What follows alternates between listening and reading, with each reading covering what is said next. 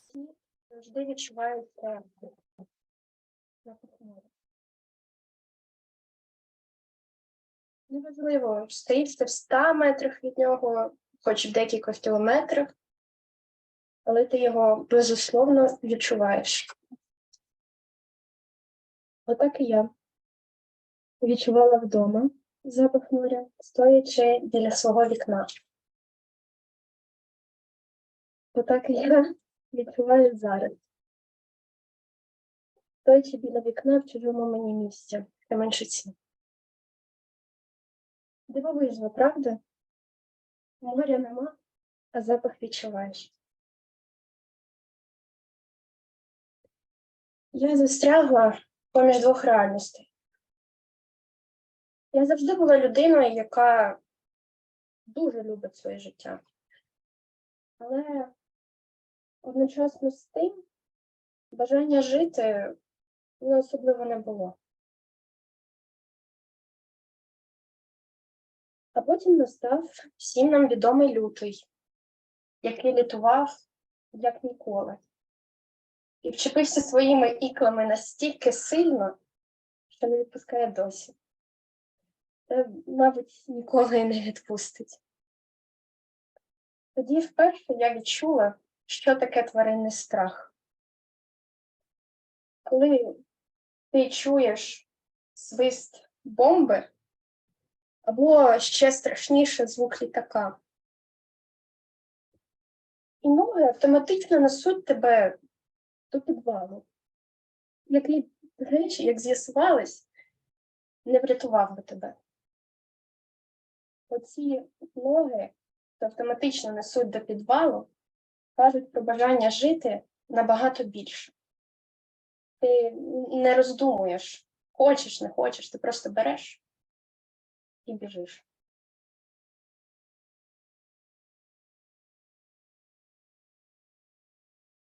Якось моя подруга тому сказала, що я біжала від війни.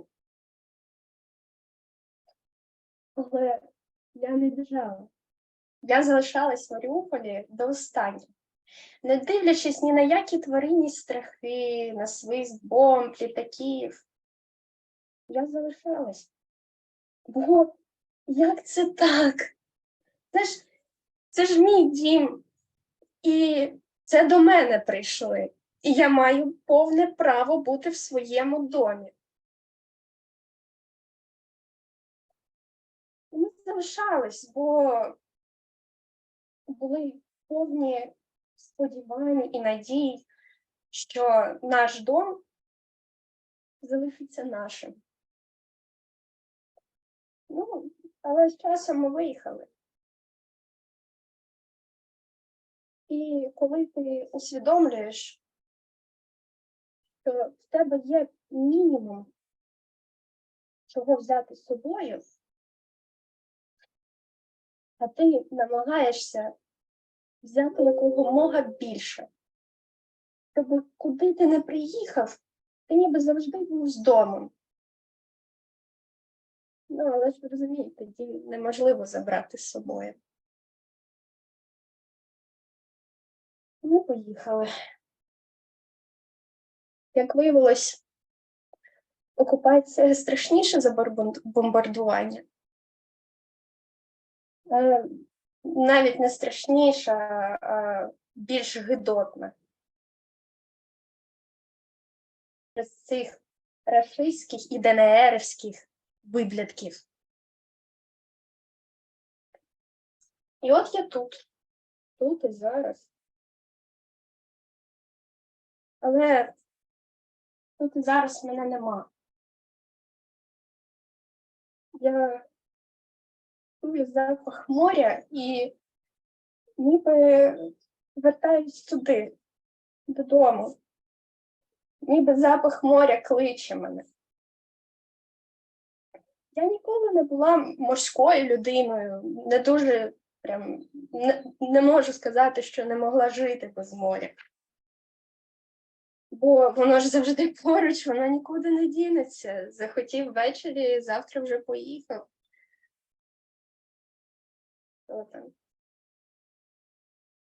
А тим паче наше море з цими краєвидами на ці заводи. І таким пляжем, що ти виходиш після нього, а в тебе ноги всі чорні. А тепер тільки чуєш цей запах моря, тільки туди і хочеш. І навіть в брудній воді з ганчіркою для підлоги ти чуєш морський запах. Дерева. Ти йдеш, дивишся на дерева і клянуся, листя шумить так само, як вони шумлять біля моря.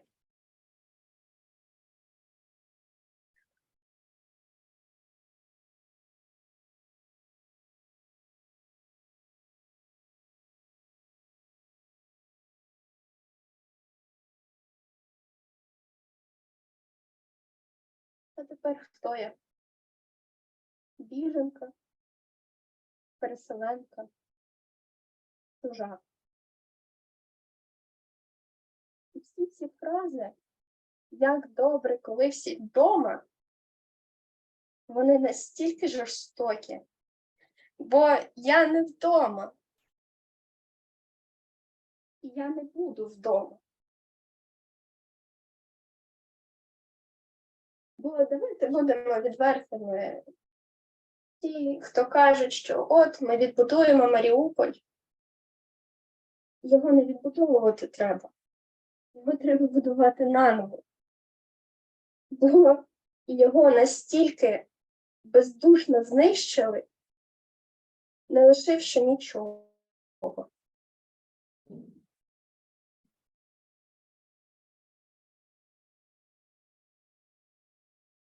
І того Маріуполя нашого, його вже не буде. Це буде вже ніч. А зараз це кладовище, місто Примара, місто Привид.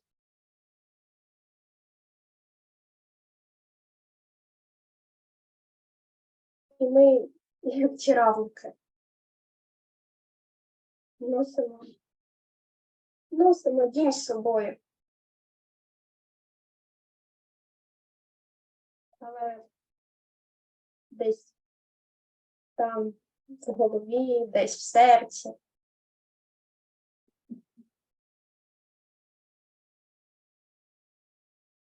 Носимо дім, зітканий зі спогадів.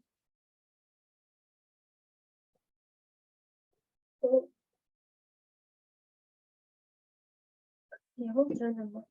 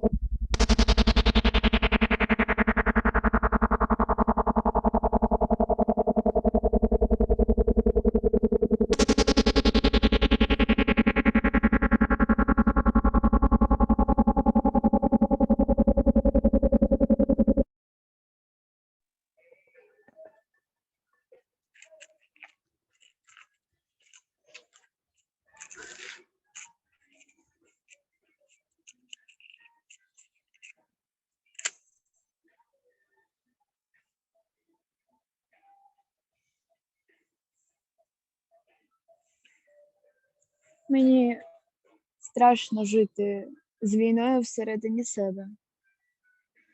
Лякає думка, що Ці дирки замість вікон, пропована земля снарядами та горящі дома ніколи не зникнуть з моєї голови.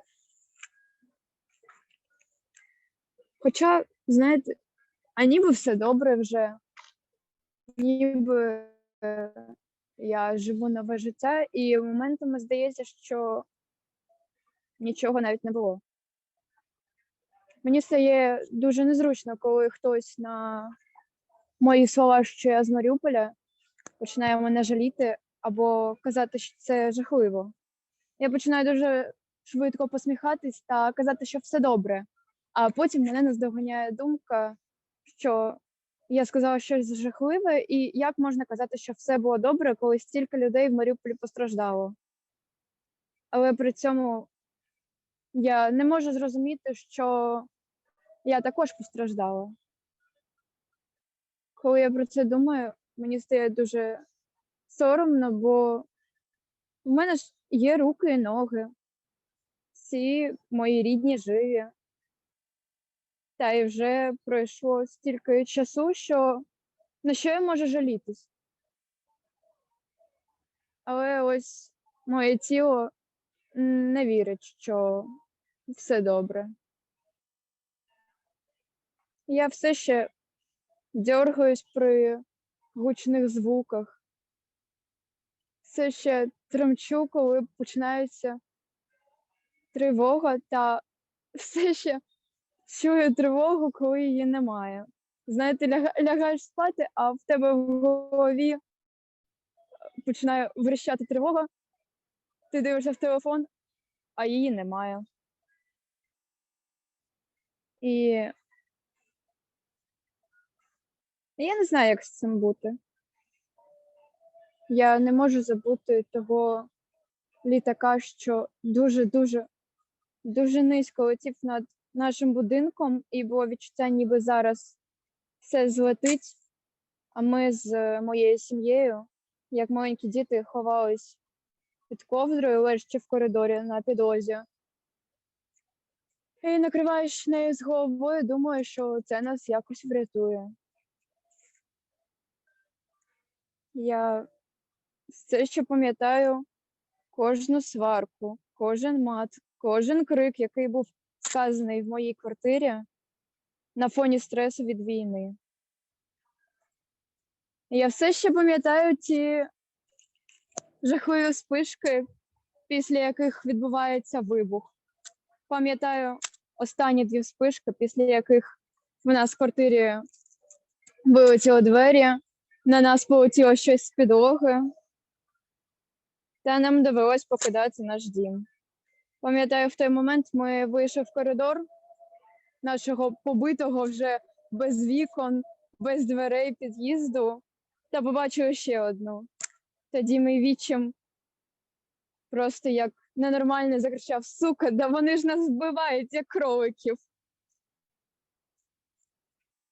Мої руки все ще пам'ятають мого маленького, рудого, м'якого котика, якого мені довелось відпустити в ту ніч, тому що в такі моменти, коли в твій дім прилітає і ти і твоя сім'я можуть погибнути в будь-яку мить, кіт – це не найважливіше. Я пам'ятаю Теру – це такий спортивний комплекс, в якому був цокольний етаж, в якому зібрали багато маріупольців, в яких розбомбили будівлю. І ми там разом существували. І я пам'ятаю, як люди раділи маленьким шматочком засохшого хлібу та воді, після якої цілими днями всі блювали та валялись на підлозі з температурою. Пам'ятаю, біля мене жили маленькі хлопчики, які по ночах просипались від крику, а днями малювали малюнки, на яких були розбомблені дома, горящі підвали та розорвані автобуси. Пам'ятаю, як я виходила з Маріуполя. Я тоді проходила крізь 20 та 23 район. Вони повністю стерті з лиця землі. І я буквально бачила, як у людей з квартир вивалюються їх же меблі. Я ще тоді дуже сильно раділа кожному російському військовому, якого бачила на дорозі. Тому що думала, доки вони поряд, нас не будуть вбивати. А ще пам'ятаю, як я виїжджала в Україну і як нас суцьки тримали біля Васильівки. І тоді моя маленька сестра досить сильно хворіла і спала на підлозі. Бо ось таке в нас життя. Бо ці тварюки нас тримали і думали, що ж з нами робити, як же ще погратись. І багато такого пам'ятаю. А найстрашніше, що це не пройшло.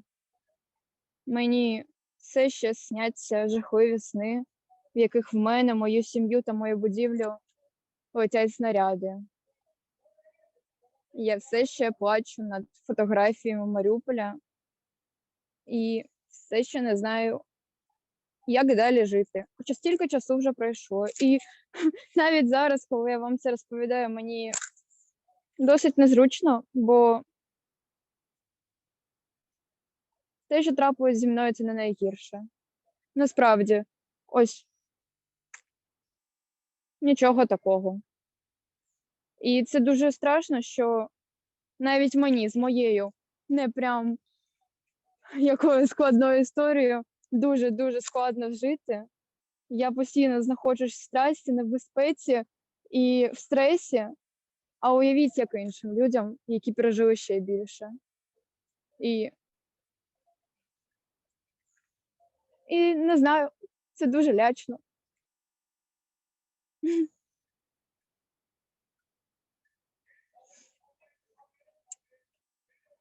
Ось так.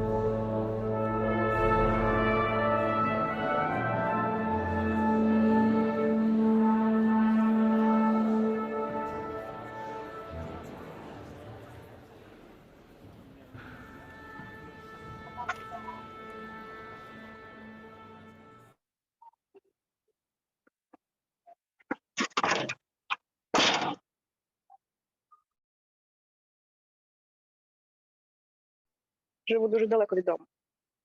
Але за тим місцем, де я живу, є великий сад, який дуже сильно нагадує мені той сад, який був в мене вдома в Маріуполі.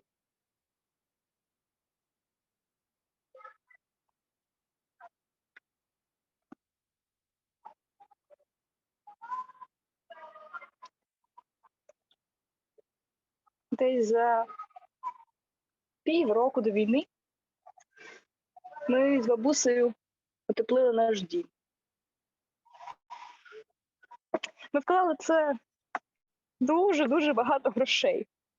А все ради чого? Щоб якась клята ракета просто влучила прямо в мою кімнату, з якою тепер лишилися одні кирпичі. Там просто отака діра, через яку можна бачити зорі. А за моєю кімнатою було таке саме дерево. Воно було набагато вище. мені здавалося, що воно ніби досягає до хмар. Я, коли була зовсім маленька, я залізла на саму гору, повисла на якійсь маленькій хрупцій віточці. Я висіла там, тримаючись та думаючи, що я ніби на кораблі. Просто на самій мачті. Тримаюся, хитаючись. Дивилася вдаль.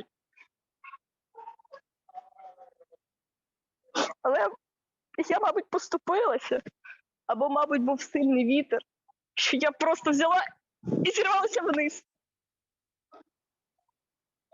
Я відчувала таку сильну біль, так, ніби я зламала всі кістки.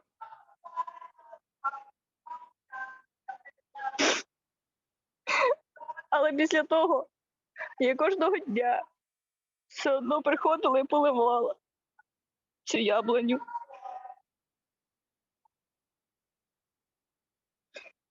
Вона давала найсмачніші яблука.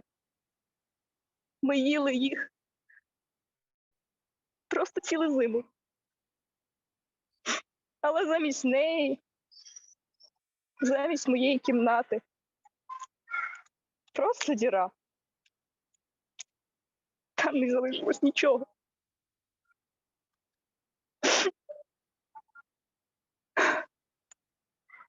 У нас на передньому дворі був майже такий самий стіл і лавиці.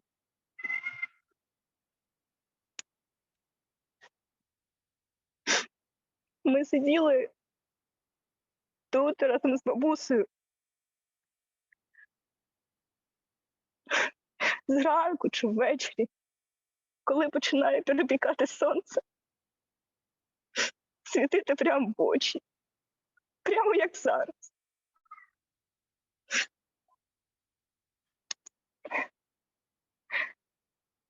Я так хочу повернутися туди, сидіти так само тут, разом з бабусею.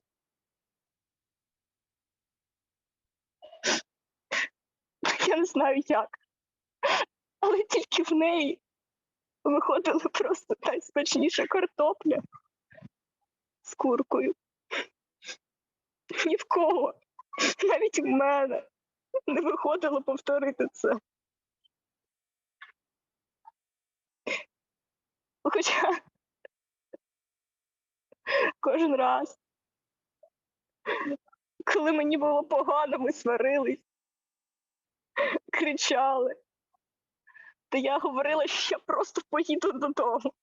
Я заберусь з цього клятого місця назавжди і більше ніколи не повернусь. Я просто гупала дверима і закривалася в собі кімнаті та збирала свій чемодан, проклинаючи це місце та кажучи, що моєї ноги більше тут не буде. Але зараз, коли я вже давно не там, коли я настільки далеко, мене просто дуже сильно тягне туди.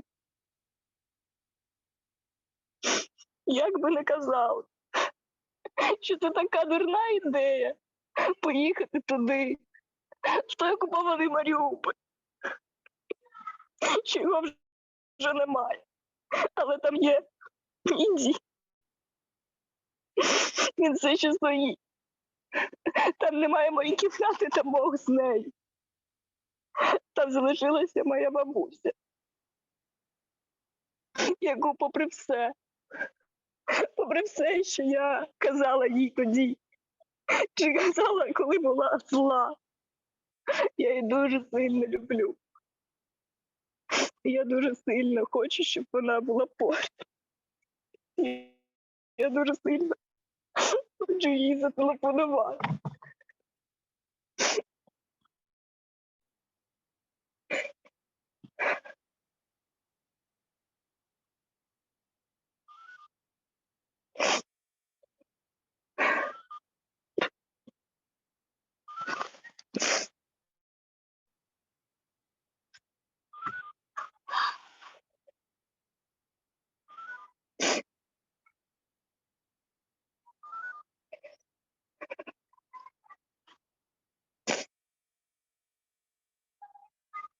Але, на жаль,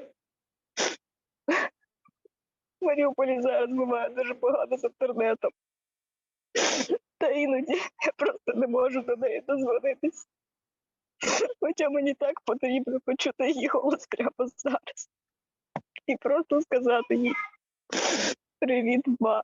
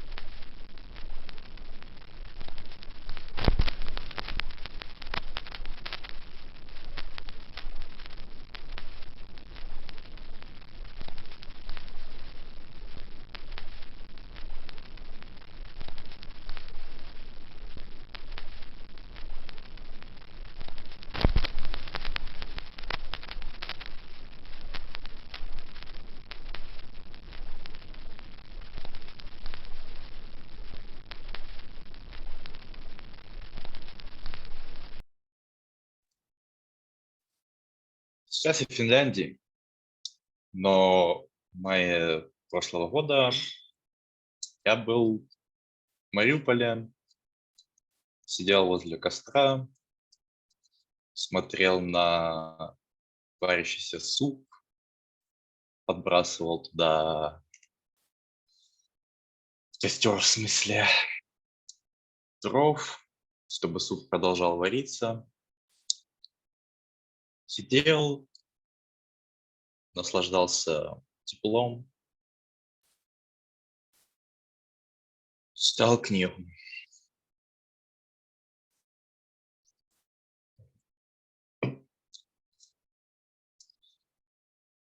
Я сидел на полу,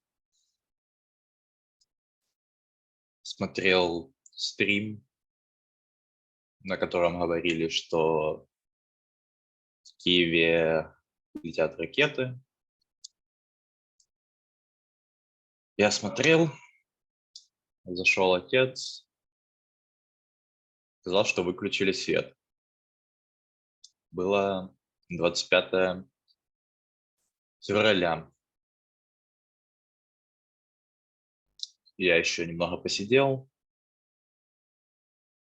без особых эмоций, выключил все из розеток и начал читать. Это было мое основное занятие на ближайшие несколько дней.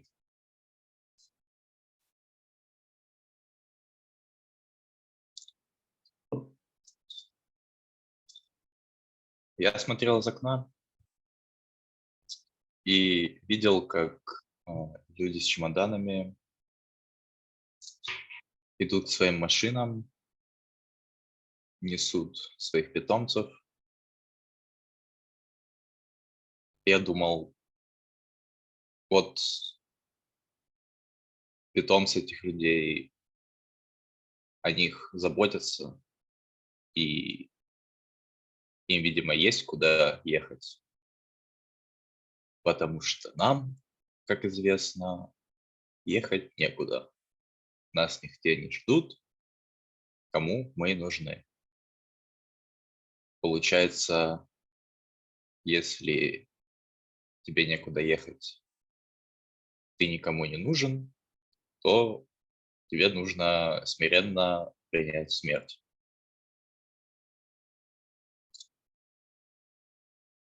Меня это огорчало, но Не сказать, чтобы сильно.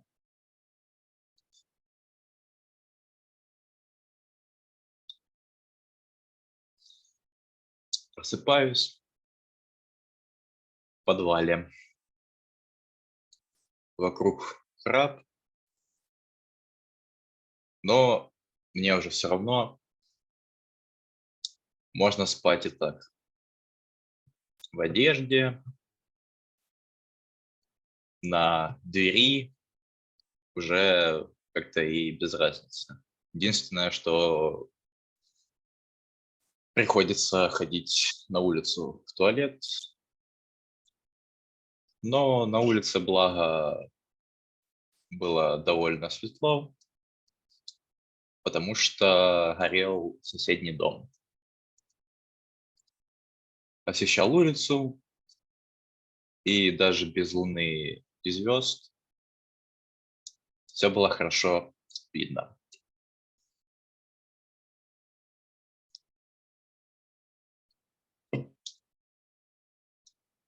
При обстрелах постоянно гупала дверь в подвал.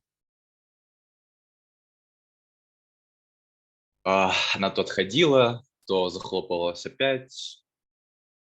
И особенно хорошо ощущалось, когда попадали именно в наш дом. И когда снаряды пролетали прямо внутрь дома и потом детонировали, то был звук и вибрация, как будто у тебя прям над головой происходит взрыв. Ну, меня это как-то не особо беспокоило. Мне даже интересно было, что вот ты уже привык, постоянно одни и те же звуки прилета в другие дома, но тут какой-то особенный звук, когда снаряд прилетает именно в твой дом.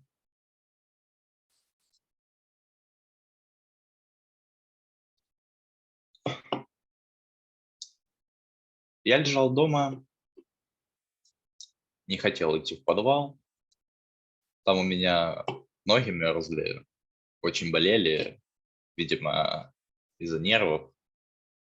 И мне там было невыносимо находиться. Я пошел обратно домой и просто читал книгу под взрывы. Было не очень страшно, разве что когда совсем уж рядом и очень громко, тогда становилось немного страшно. Ну, прибежал отец, начал кричать, орать, что уебывай, давай, иди в подвал, что ты как баба. Я не стал с ним спорить, потому что зачем мне это не приходило это в голову. Я просто пошел.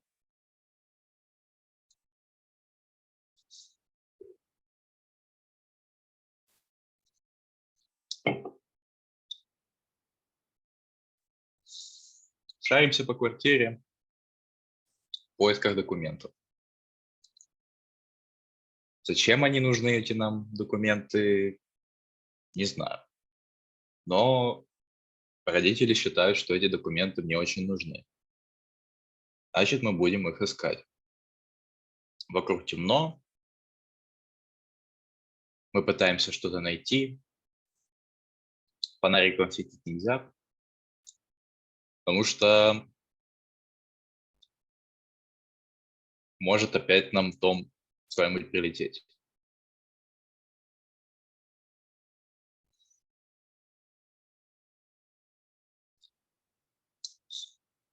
Сплю на матрасе. Утром должен быть автобус.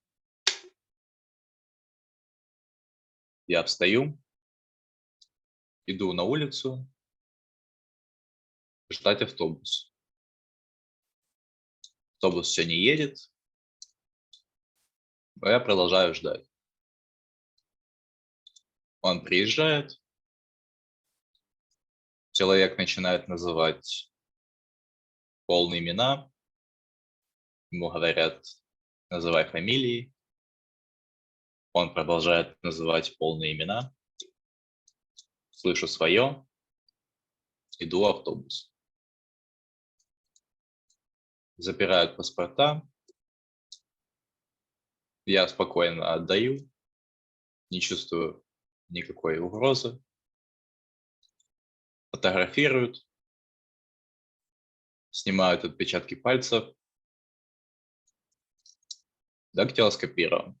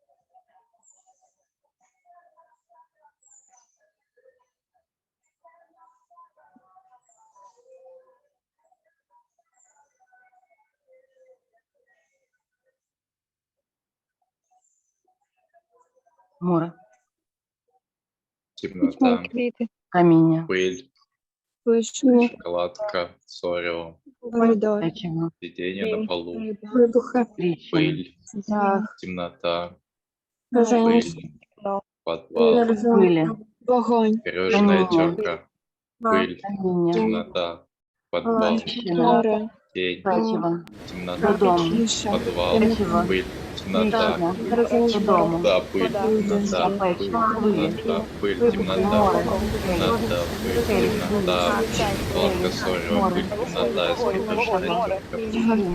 море, искорёженная терка, додому, пыль, сорео, пыль, тріщина, темнота, додому, пыль, темнота, море, пыль, тріщина, темнота, додому, искорёженная додому, терка, пыль, додому, искорёженная каміння, терка, каміння, темнота, пыль, искорёженная небо, темнота, темнота, каміння, пыль, додому, подвал, сиденье на полу, додому, подметал, море, подметал, пыль, море, снежная терка, вогонь, море, подвал,